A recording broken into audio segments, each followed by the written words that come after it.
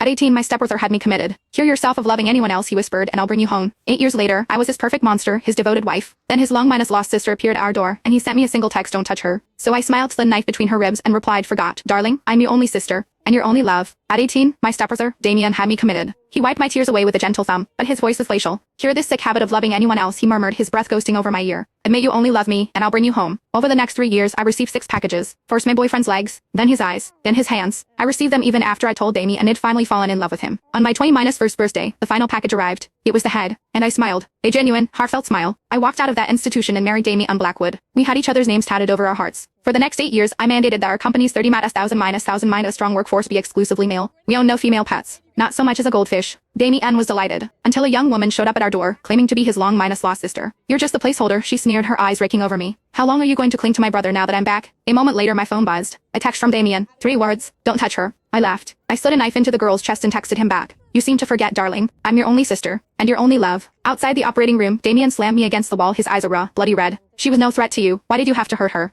I hadn't seen that particular brand of fury on his face in years. Not since my kidnapping 3 years ago. I let a slow smile curve my lips. Darling, I purred, have you forgotten what you said when we got married? He had held my hand that day like it was the most fragile thing in the universe, his voice a low, obsessive murmur. Sister or lover, you are the only one I will ever have. Now that same hand was crushing my wrist, his rage directed at me, all for another girl. Another sister. A flicker of guilt crossed his face before being consumed by fresh anger. I just want to know when you became so vicious. You taught me, I said, my smile widening to show my teeth. 8 years ago. In that white sterile room. They served me my boyfriend's head on a dinner tray. The sockets were empty, but I felt his gaze on me all the same. That was the day my heart finally hardened into something useful. What's wrong, Damien? Are you not pleased with your creation? He shoved me away, his voice dropping to absolute zero. You better pray she makes it. A surgeon emerged, wiping sweat from his brow. It's a miracle. The patient's heart is on the right side of her chest. The blade missed it completely. Damien's breath hitched in a sigh of relief. Then a strange, small smile touched his lips. Just like mine, he whispered. I froze for a second, then I smiled too. His real sister, the true heiress, of course. Even God played favorites. They wheeled her out on a gurney, pale and weak. When she saw me, she flinched violently, her voice filled with venom. Damien, she tried to kill me. Call the police. She belongs in a cage. Damien said nothing, just took her hand, his expression etched with concern. A cage? Been there, done that. 3 years, I said, stepping closer with a light laugh. And that word, brother, is reserved for me. In one fluid motion, I pulled the decorative pen from my hair and lunged. But Damien was watching me. He was always watching me. He moved faster, his arm a blur as he knocked me to the ground. The next thing I knew, the cold muzzle of a gun was pressed against my forehead.